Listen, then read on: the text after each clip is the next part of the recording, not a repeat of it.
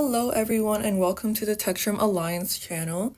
Today will be part 1 of our Utilizing the Settings series, and we'll be going over options in your Settings app to make using and seeing on your device easier.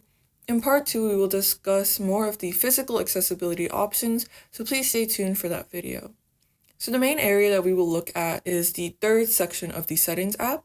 So underneath Screen Time, you will find General, and that is the beginning of the third section. So to start, we're going to click on Display and Brightness, and at the very top you have the options of light and dark mode. So for individuals that find the brightness of the screen overstimulating, dark mode might be the right choice for you. And on the other hand, if you have trouble seeing text and need the extra contrast, light mode is the way to go. And if you're unsure, always try both of the options to see what makes you most comfortable. And underneath the two options, you have a toggle for automatic. Now, automatic will allow you to set a time when your device will switch modes. If you click on options that appear after you click on the toggle, this will allow you to customize the schedule and set a time for each one. Now, if you prefer the consistent light or dark setting, make sure to untoggle automatic. Next, moving on to text size. This will allow you to adjust the size of the text that is displayed on your device by dragging the white button left to right. So left makes the text smaller, right makes the text bigger, and in between is your default setting. This can be really helpful to those that need a little help viewing the text, so make sure to experiment with this option to suit your needs. Similar to this, underneath the text size, you will see the toggle for bold text. Now this will make all the text on your device darker and thicker to stand out more, as you can see here. After this, the options below will concern the brightness and colors of your device. Brightness can also be controlled in the control center, which you can find by dragging down on the right corner of your device, but this will be more discussed in detail in a later video. For now, all you need to know is that the brightness can be adjusted by moving the slider back and forth. See which level is not overstimulating but allows for high visibility. And keep in mind that this will be different for everyone. The True Tone toggle underneath allows you to pick how cool toned or warm toned your display is based on your environment. Meaning if you are under a room with yellow lights, the display will become more yellow. But if you prefer a more consistent tone for your display, you might want to toggle off this option. In the next section, underneath Display and Brightness, you will see Home Screen and App Library. Newer versions of the Apple devices will have what they call an app library, and this can be found by swiping all the way to the left on your device. The app library will separate all your apps by sections, as you can see here, having suggestions, recently added, creativity, education, etc. And there are a few ways to choose how these apps are shown. If you notice that you cannot find the apps that you downloaded popping up in your home screen, it may be because the app library only section is selected, right underneath newly downloaded apps. If you select Add to Home Screen, all the apps that you download will also be shown in the home screen. The little dock bar, which you can find by swiping up slightly at the bottom, is a little bar at the bottom of your home screen. This can be very convenient if you have apps that you use frequently, which will show up on the right side, separated by the small line in between. The Show App Library in Dock toggle puts a little square at the very right of the dock, which will pull up the app library once you click it, as you can see here.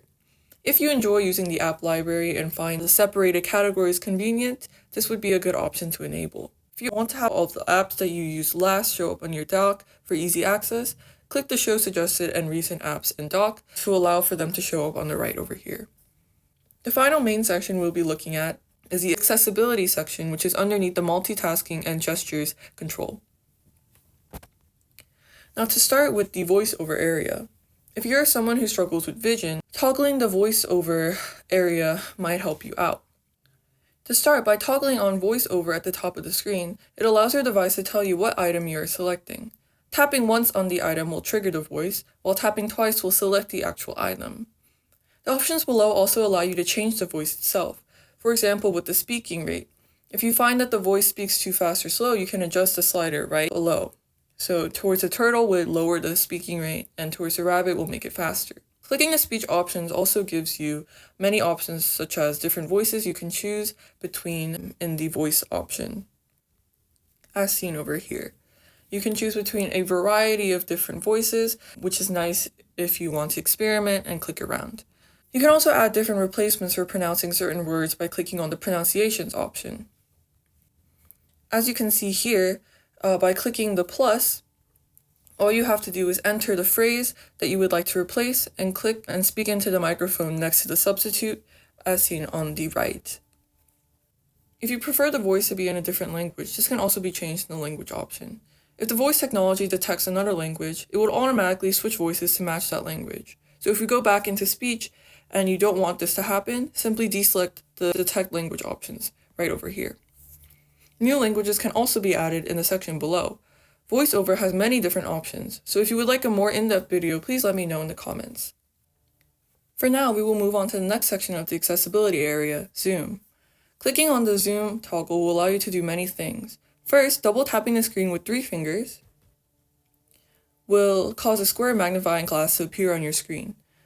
To adjust the placement of this glass, simply click on the bottom oval, the white oval at the bottom of the magnifying glass, to move it around. This zoom will zoom into whatever it is hovering over. Now, if you drag with 3 fingers, it will move the inside of the square window. Double tapping with 3 fingers once again will allow the magnifying glass to be turned off. Moving on to the hover text option. By enabling hover text, very similar to Zoom, it will cause a magnifying glass to appear on your screen, but only when hovering over words. By holding down on a finger over some words, you will see that a small circular window will open up to magnify onto the words and allow for better visibility. This can be very helpful to those who struggle with seeing small words but wish to keep the same size text on their devices for other purposes. The next section, however, will readjust the text on your screen entirely. This is the display and text size toggle at the bottom of hover text. As seen before, there are some repeated options such as bold text and larger text. There are also a few other options though, such as button shapes. So by clicking on button shapes, there will be an underline under all text buttons, such as the blue accessibility button in the upper left corner. For any individuals who struggle to distinguish between text and button, this may be very helpful for you. Additionally, underneath this, you will find the on and off labels option. This will add a circle and a line to all of your toggles, as seen here. So if you see a circle on the toggle, you know that it is deselected, but if you see a line, the option is selected. And this can be very helpful to those who are unable to see the green and gray that appear when toggling an option on and off. Okay, now that is all for the visibility options in your settings app. I know that there's a lot to take in, but always remember that these options are here to make your life easier, not harder. If you have any questions, please feel free to leave them in the comments below, and also note that all funds made from these videos go straight to donations for iPads to individuals with autism, so every like and subscribe helps us get closer to our goals. Make sure to share with anyone you know that might benefit from these tips, and stay tuned for part 2 of our Utilizing the Settings app series. Hope to see you there!